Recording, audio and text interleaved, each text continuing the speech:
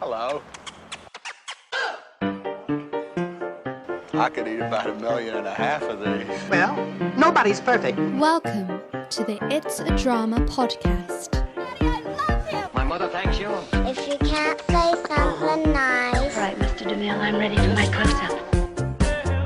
Hello and welcome to the It's a Drama podcast. I'm Liz. And I'm Brian. And today we're going to be talking about common fears and worries that we had about moving to New Zealand. Because we figured that we had them, so you've probably got them, and we can tell you how we felt about them and if they came true and if they were worth worrying about, which they weren't. And and it might just put your mind at rest because you hear all the good things about moving to New Zealand, don't you? And like, oh yeah, it's all, perfectly, it's green and it's, this and that. But you're just sitting there having all these worries and doubts. And so we thought we would talk about those. Okay, Brian, looking a bit worried. What's wrong? Oh, it's just it's doing some weird stuff. Is your microphone okay? Because its microphone's fine because I can see my levels are fine, and yours are good too. So we have lived in New Zealand for 11 years, coming up 11 years. Coming up 12 years. Is it? Yeah. 12, is it? 2009 we came, and it's 2021. Ah, 2021, eh? Mm. This time, 12 years ago, you were here in New Zealand with your mum. Yeah. So just to give you a very, very brief history, I came to we had our immigration, is it immigration paper? Is it immigration or emigration? Emigrate somewhere. Yeah, it's immigration. It's New Zealand immigration. Tell me, Angela on YouTube, because Angela on YouTube sends me a comment. Is it immigration or emigration? Well, you emigrate somewhere, but you're an immigrant when you come into the country. No, there's something I read somewhere. It's like if you're going to move and live forever in that country, then you're one. And if you're just coming and spending a couple of years here, then you're the other. And I can't remember which one it is. One's a holidaymaker. Yeah.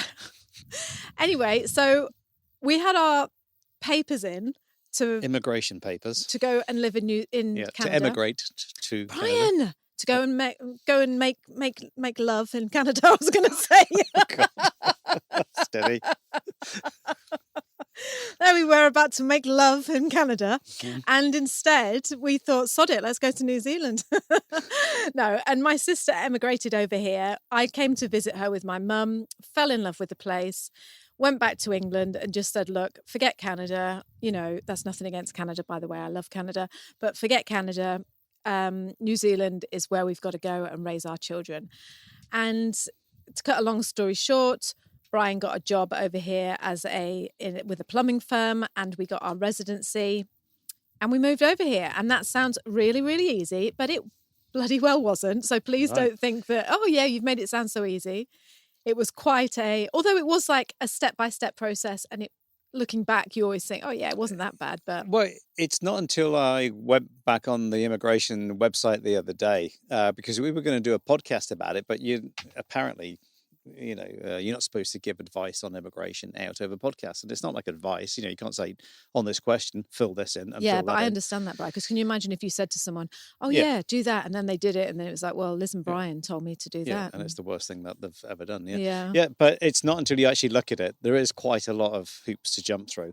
And things have changed a little bit in 12 years. They used to have a thing called the long-term school shortage list, which it does exist, but now they've got one for trades. So they look at it's I don't know, it's kind of separated it a little bit differently. Anyway, so we got our papers in and we got over to New Zealand, and that was 12 years ago. And it's the best thing we've ever done. We absolutely love this country. It's been the best place to raise our kids.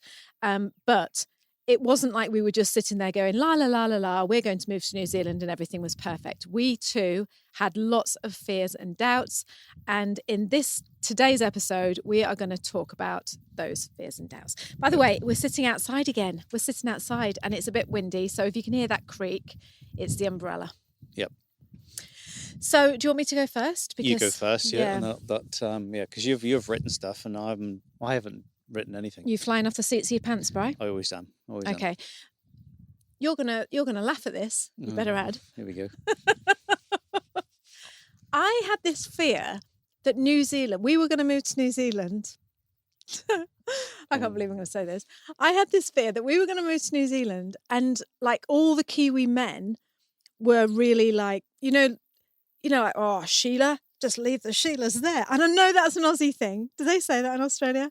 But Bruce and Sheila. Yeah, I assumed that, or had in my head that we were going to move to New Zealand and you were just going to like go off and find loads of friends and just leave me and just be like, oh yeah, one of the boys, because we've always done everything together. Yep. And I thought that when we moved over here, you might change. I didn't tell you about this fear. I'm just telling you now. But I thought, oh no, what if we get there and he turns into a bit of a lad and, A little bit of a lad. Yeah, like a big boy and starts being silly, going off with his friends. Go fishing and boating and all those things that men do. So, and I'm opening my heart here, please, so don't mock me. But, I did think that. And because, like I say, we've always done everything together. And I thought New Zealand might be a country that, and I might probably got it mixed up with Australia, but I don't know. The outback of Australia, where everyone's in a bar drinking. Yeah, I did. What's it called? Castlemaine Triple X or Quadruple X, whatever it's called. And so that was one of my fears. And I'm happy to say that Brian hasn't got any friends. He does everything with me. And that's why he's on this podcast, since he's making this podcast with me. No, it's not like that at all, is it? Far from it. No, it's not like that. It's not. No, it isn't. There are places that, well, guys go out and do things, but that's anywhere, isn't it? You're either one of those guys or you're not, Brian. Yeah, but, you can do it in England. You can think, oh, I'm part of a football team or a cricket team or a tennis team. That.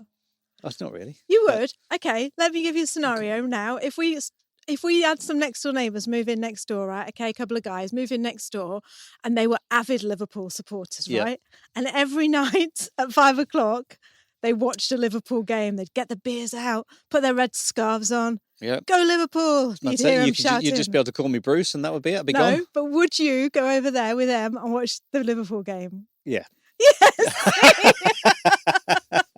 Without doubt. So thank God we live next to a doctor, an unsociable doctor who never invites Keeps us himself to himself. Exactly, yeah. Okay, so right, go on then. What was your fear? I was thinking of these before, and now I'm flying off the seat of my pants.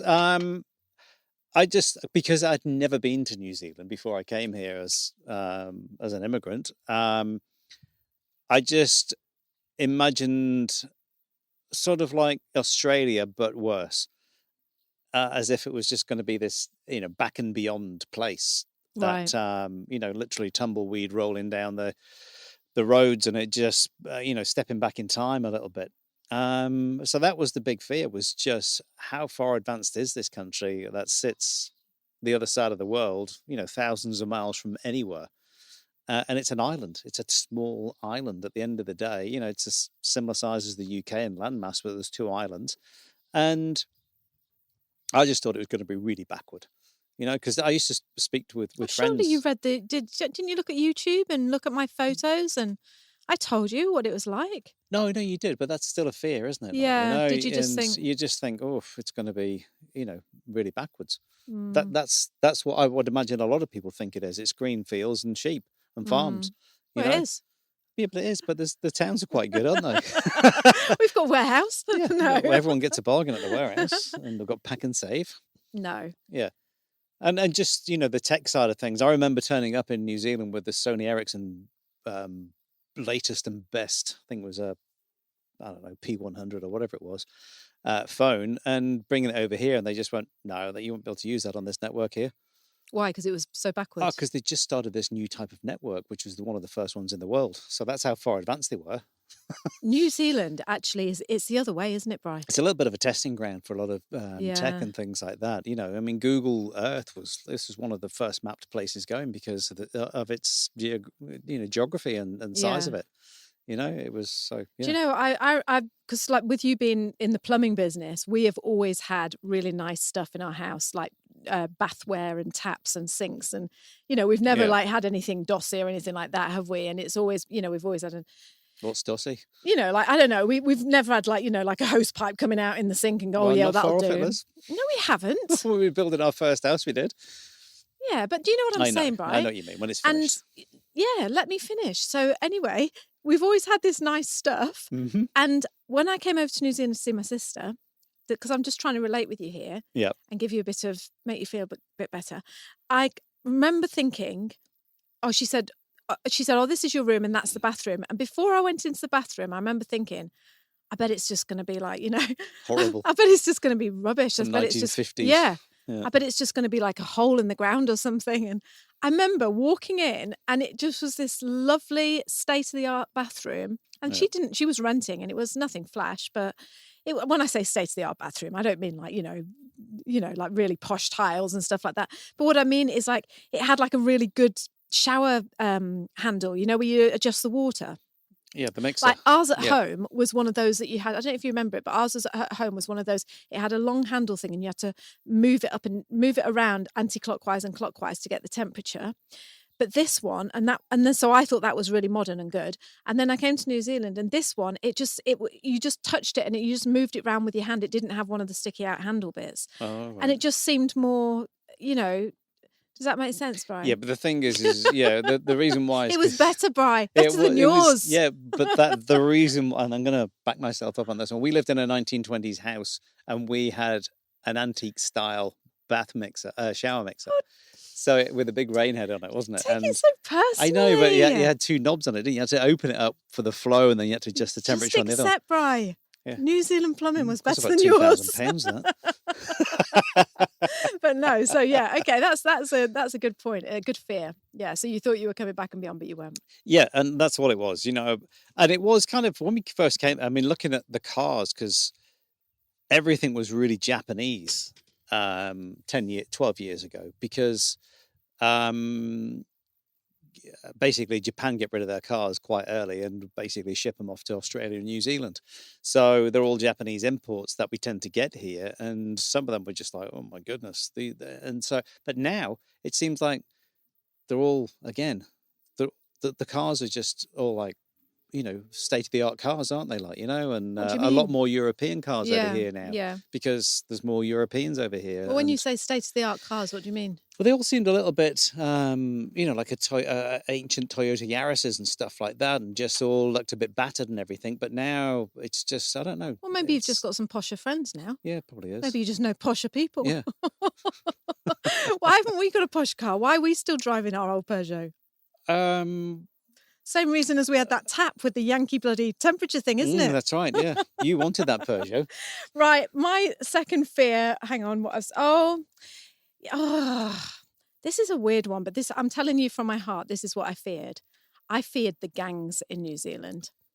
I thought that I had read somewhere, do you know what? When you're doing anything big, like moving to New Zealand, you Google stuff and you automatically go to the bad things, don't you? Because you're like, it's almost like you're trying to talk yourself out of it or trying to make yourself say, it's not going to be that good, so just be prepared for that. I don't know, you almost want to know it's like when you're, do you know what I mean? It's like when you're pregnant sometimes when you are pregnant, you don't tend to think, this is going to be a breeze. You tend to think, I'm going to get stretch marks, the labour's going to be really painful, and it was the same with New Zealand. It was like, when I was looking at doing my research, I saw this big article that I read about gangs, and I had it in my head that we were going to come here and the country, there was just going to be like motorbikers cruising around, just ruling the roost. And don't get me wrong, there are gangs here. We live in New Plymouth, and there is a gang where we, just down. There's gangs everywhere. Yeah, there is. In New Zealand, as is there but is. But it frightened me, Brian. The UK. Yeah. Yeah. Have you ever seen a gang in the UK? What gang? What, the Hells Angels? Have you ever seen a Hells Angel? I was good friends with them. Were you? Yes. Who? Listen up, all you people who love New Zealand and dream of moving here or even are planning to move here. 11 years ago, when we decided to emigrate to New Zealand, we'd put our papers in and everything, and then honestly, I spent months just scouring whatever I could and devouring any information on New Zealand that I could find. I was reading all the books, I was going on any websites I could find, and I was even listening to Kiwi radio just so we could get a feel of what it was like over here. And I vowed when we got over here, I'd make something for someone that just showed them what real life was really like in New Zealand. And that's what I've done for you. You're going to absolutely love this. I've created a free 5-day video guide all about moving to and living in New Zealand. Now, this guide is not your tourist guide, pretty picture-y hobbits things about New Zealand. This is nitty-gritty, what it's like to live in New Zealand, because do you know what? It's too far away. You can't come and see it for yourself. It's, you're taking a big risk. Maybe you've only been here once or twice. You want to know what it's like to live in New Zealand, and this video series is going to show you that. And best of all, it is absolutely free. Okay, you're going to love it. This is where you have to go. You can go to www.itsadrama.com/ILoveNZ.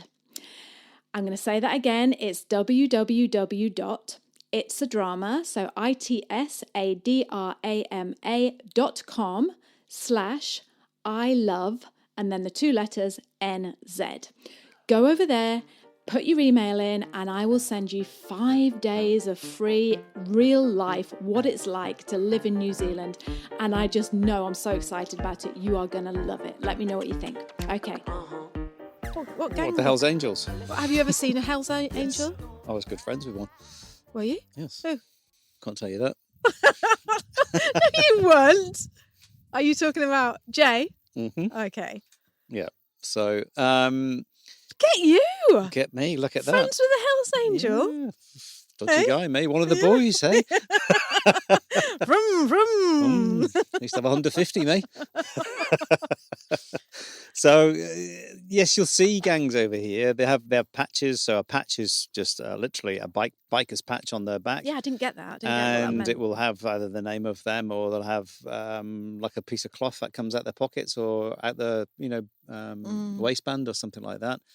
Just a patch of some sort or colours of some sort. But you don't really see them. If you want to go looking for them, you'll find them. Yeah, I but suppose. Realistically, you never see them. You might see a bunch of guys on motorbikes, but we sometimes we can get 50, 60 Harleys riding up and down here, but they're not gang members. They're just guys out for a ride, aren't they, in a club? No, but that's what I thought. I thought, yeah. I know. Oh, do you remember that film we've just been to see? Don't go and see that if you move into New Zealand. That's just, it's a brilliant film, but yeah, what was it called? Oh, was it called Savage? Savage. It was called Savage, yeah. Because when we first came out here, the one that had just come out was Once for Warriors. Yeah. So that is about New Zealand gangs. And it's mainly Maori gangs, isn't it? Which is the local people, not indigenous to New Zealand, but they were the first settlers in New Zealand. And that's what that. So it's worth watching. Why not? But that's like anything, isn't it? It's an amazing film. It's no different than saying let's watch Lock, Stock and Two Smoking Barrels. I know exactly. That's what I was just going to say to you. It's like when you're going to India and you go and watch that bloody, what's that film called? Where he's on a game show thing. Yes, Slumdog Millionaire. Yeah. Yes. And that shows India in such a bad light. Yeah, it does. And India, calling out to India, bloody love your country. You're a fantastic nation of people, and I love you. If you saw that film, you wouldn't go anywhere near India. No, you wouldn't. You think you're going to get your eyes burnt out with acid or something, wouldn't you, or whatever it is? And it's the same. If you watch Long Good Friday, you'd never go to London, would you? What's that about? It was about London gangs and trying to get a bit too involved with the IRA and putting their nose out of joint. And you wouldn't, if you saw the Cray brothers, you wouldn't go. My granddad knew one of the Crays. Yeah. Oh no, he didn't know him. He saw him. He saw him in London. He was selling. One of the Cray brothers was selling. Crayfish. No, not crayfish. No, he was selling like daisies or something, like little flowers. Not daisies, but No, I think you're getting mixed up with Buster Edwards. Oh yeah. From the Great Train Robbery. Oh yeah, that's it. What was he selling? It was like on a newsstand stall or something. That's right. It was, wasn't it? Or selling some flower stall. Yeah, whatever it was. And Grandad went up to him and said, "I'd like to shake your hand, son," because that's how my granddad spoke. Yeah, he's from Glasgow. Yeah. And so anyway, no, that was an unjustified fear because I've never seen. Well, yeah, to be honest, So don't be thinking you're going to come over here Yeah. and the streets are going to be full of gangs. Because they're not. And don't go to London expecting to see Stock Bang and Local Garage. What is it called? Stock Aitken and Waterman. Stock Bang and Local Garage. Yeah. Don't go there expecting that. Yeah. Okay, next. What's your next thing? My next thing is just the biggest fear is the distance away from everybody. So, you come away, you're never going to go and see anyone ever again because you've moved to the other side of the world. So that's a fear. And that is it's not really a fear about New Zealand. It's about a fear of coming to New Zealand and leaving everything behind. And that side of it is, that's probably the hardest thing of all. Because when you're here, you're going to choose where you want to live because, well, that's what you're going to do, isn't it? So, yeah, it's just that side. But nowadays communications are so good. And even when we came 12 years ago, the internet was good and you could Skype people and, Apple brought out all the FaceTime audio and stuff like that, didn't they? And messenger audios. There's all sorts now. Can you imagine what it must have been like moving over here? Although like 40 or 50 years ago, whatever. I know. Yeah, and having letter. No communication apart from a letter. A long distance call coming in, and you had to sometimes book your long distance call at a set time because there wasn't enough lines. What about the time that there weren't any phone, Yeah, well, it was just a letter. Yeah, exactly. I'm reading a book at the moment set in Japan. And they're talking about they want to the British Empire are there and trying to trade with them, and if there's an act of war, it can take up to 3 months to get the go ahead from the UK. 3 months. Yeah. Maybe longer. So did your fear come true? Well, yes, it did to a degree because you do miss your family, and my mum died. Was it 6 years ago? And so I wasn't there for that, and I had to go home for that. So that side of it, yep. But it's inevitable wherever you live, unless you live next door to your mum and dad or whatever it is, or family. Because we always lived about 4 or 5 hours away from them, didn't we? So we talk about this on our New Zealand video guide. We've got a section on leaving family and things like that, and there's lots of positives though, isn't there? I don't mean about positives about leaving your family, but there are things that you can do to make it easier. And just don't forget as well that your mum and you spent more time with your mum, I think. When we were in New Zealand, they came over here for a month. She spent every day, 24 hours a day with you for a month. That's not very often that you would get that. And if we'd been at home we arranged what an amazing trip we had when we met them in California. Yeah, exactly. So, and that was another 3 weeks. Yeah, so great time with them there. Yeah. So the thing is, you do make that effort though, don't you? Yes, you do. Do that, make that effort more, and And the thing is trying to just keep in touch. It is hard because at the time, you think the time difference is 11, 12 or 13 hours, depending on what time of year it is. And you tend to think, oh, well, that'd be easy.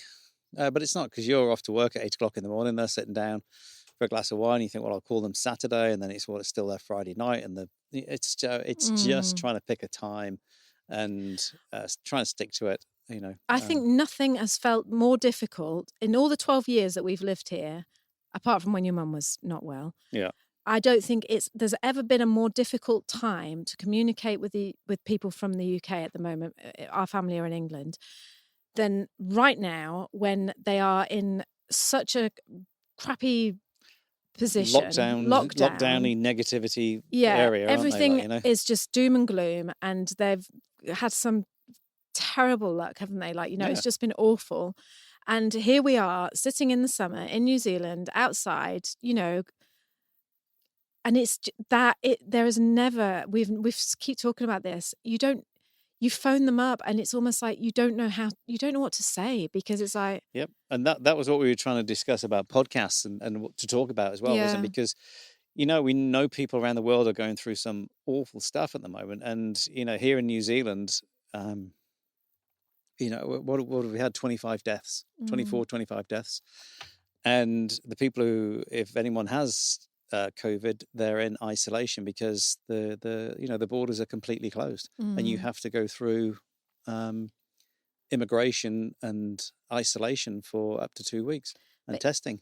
But even though, knowing all that, so that's what I'm saying, is when you phone home, it just feels like there's that, you just feel like you're on a bit of a different planet. Yep, it's kind of very, very weird. It is. And you're like, there's only so many times you can say, oh, it must be awful and we really feel for you. And, it's just, it feels more than ever now, there feels like that massive, I feel like I'm a long, long way away from England. Do, because you can't even go back now. I know. And you go, well, yes, actually, we can go back from New Zealand. If something was seriously wrong over there, we can go back. We can go back next flight. But it just means that, and even when we get there, we don't even have to self-isolate because it's COVID-free here. But you would still, I suppose, self-isolate just in case you've got it on the plane or met someone on the way, but it's then when you come back, there's a 3-month wait list to get back into New Zealand. So, yeah. Anyway, we're going off track and we're nearly out of time. So have you got one more? Or no, because my last one, my biggest one that I bet everyone is thinking, and it's quite obvious, but it's one of those things that just you can't stop thinking about, is failure of making a mistake. I would sit there and I would think, especially in our situation, because you hadn't even been to New Zealand and you were going off my word that, oh, this is the best thing since sliced bread and you're going to love it and we're going to just have a lovely life over there. I mean, God, I don't know how you put such trust in me, but I just thought that, what if we get over there and it's just, it was just all a holiday, because I only came here for 3 weeks. I know. On my own. And it was like, I kept thinking, what if we get over there? And, it's just like, oh, it's not actually like it was when I came with my mum. And, the sun's not we're not in Gisborne and the sun isn't shining. And, I'm not going to the beach every day. And that was my biggest fear. I just thought, oh my God, we're going to sell our house. We're going to move our kids. We're going to leave our family. And, what if I get over there and you don't like it? What if, do you know what? I remember getting off the plane and I was watching you like a hawk. I know you probably don't know, but we got that camper, didn't we? And I was thinking, oh, please, please like it. And, luckily you did, but... well, the thing is the way any advice I can give, or some advice I could give to anyone is, like I said before, if you don't give it a try and you don't try it and don't do it, you're never going to know. No. And yes, you have to fail on certain things, because everyone does. We made wrong decisions when we came here and did certain things that wish we'd done a different way or tried this and tried that. But that's life, isn't it? You're going to do that at home. You're going to do that exactly where you are now. And that one of those things could be, oh, I'm not going there. But if you're not going to do it, then shut up about it and don't talk about it and get on with your life where you are.